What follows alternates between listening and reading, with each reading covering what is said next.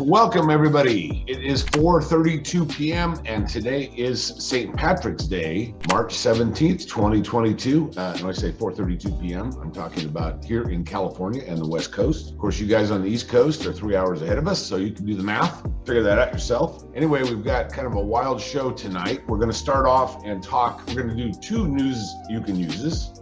First, we're going to complete our discussion of stagflation.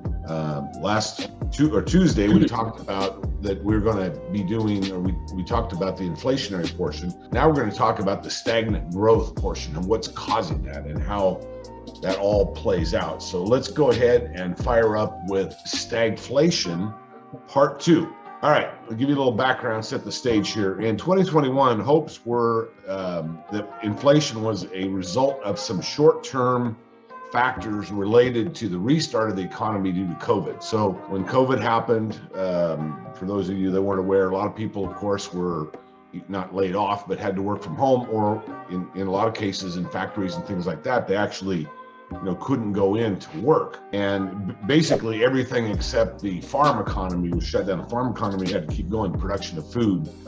And there were some big issues there with people in meatpacking plants, everybody getting sick and that type of thing. But essentially, the farmers, of which I'm one, kept going and continued that supply chain. But everybody else kind of shut down or tapered off some of their growth. So when everything restarted in 2021, there was a short-term spike in inflationary pressures because there were very few supplies of goods and some services, and there was a built-up, pent-up demand for those things.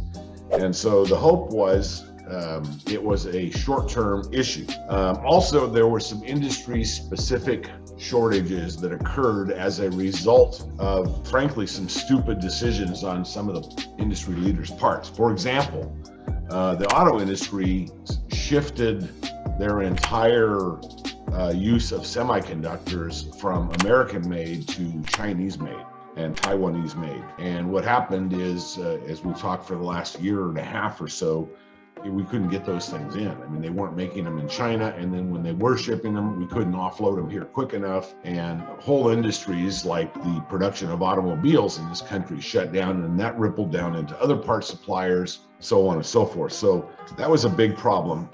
And once again, it was not necessarily caused by COVID as much as we had the ability to make those things here. Previously we had, but in order to save a penny, Detroit decided, let's go ahead and buy these things from China. Now, there were some smart companies. Tesla was one. Tesla, when there was this shortage of semiconductors and chips for their cars, went out and said, screw that, we're going to build our own chip factory, we're going to make our own stuff.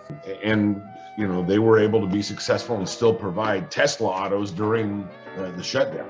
But anyway, that shut down the auto industry and a lot of the components. So when everything got restarted, and it's taken much longer for this thing to restart than everybody's expecting, we had, and we still have today, a shortage of goods and services. Now, you guys have all seen this if you've gone out to eat, or you've gone to a store like a Starbucks type thing where they're still having rotating outages.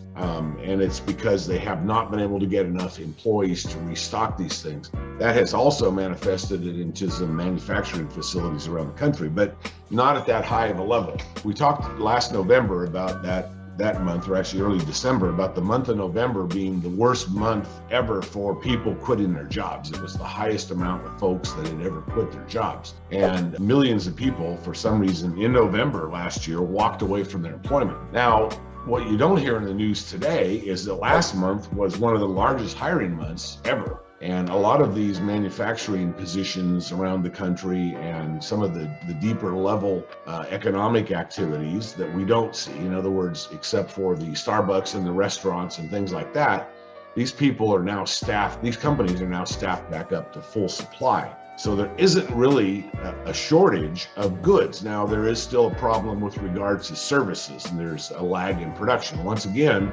because a lot of people who are in that frontline service industries of things like Starbucks, I'm not picking on Starbucks, just something everybody understands, Starbucks and some of the restaurants and things like that, they have not been able to restaff because, frankly, a lot of folks wanted to, quit that type of employment because they were front lines. They tended to get COVID at a higher rate, and people just rethought their lives, decided not to do that. So that has been some of the real factors behind why we've gotten a stagnant economy, a longer drawn out period to achieve full production. I believe that probably by next month we'll be at full production for everything except the frontline service industries. And then we have this frontline service industry issue, the server type issues that we talked about. However, the biggest problem in the supply chain right now is we have a manipulated market. And in a lot of aspects, these guys have taken a page out of the crypto world where they've gone around and they are manipulating their own market without benefit of government assistance. So let's say, for example, the oil industry. We're not short oil. Nationwide, we're not short oil. Worldwide, yes, Russia, which was the 5th largest producer, is basically unable to ship anything out, but we had an oversupply of oil, and we still do worldwide. But they're using that as an excuse to future price the price of oil. That's why it's gone up tremendous. In California here this last week, I saw things that range from $6.49 to $6.99 a gallon. It's crazy. And I know in some of these other states it's significantly less. Of course, in California, we take everybody's money when we're short, and they take it vis-a-vis things like gasoline tax and some other stupid things we're going to talk about coming up here in a minute. But anyway, I believe there is a large-scale effort in a large amount of industries, specifically things like the oil industry, where it is being manipulated. They're using the fact that we are in an inflationary environment because of a mismanagement of some of the supply chains, but also, just where there's true shortages. And they're using that to, basically line their pockets. You're going to see probably starting in July, huge windfall profits for the oil companies and things like that. It's like, gee, we don't know what happened. We made a lot of money. Well, here's what happened. You jacked the price up. You guys colluded. I believe they got together, and I'm not making, that's my opinion. I'm not making that a public charge, but I'm under the belief that after studying all this stuff, there's a large amount of manipulation going on in a lot of industries to cause that. So we'll see what happens. We talked about the downside of stagflation. The last time we had this in the economy was about 50 years ago during the Nixon administration, and the Fed at that time was unable to raise prices fast enough or raise interest rates fast enough to diminish the price increases. And when you raise interest, prices tend to be capped or go down.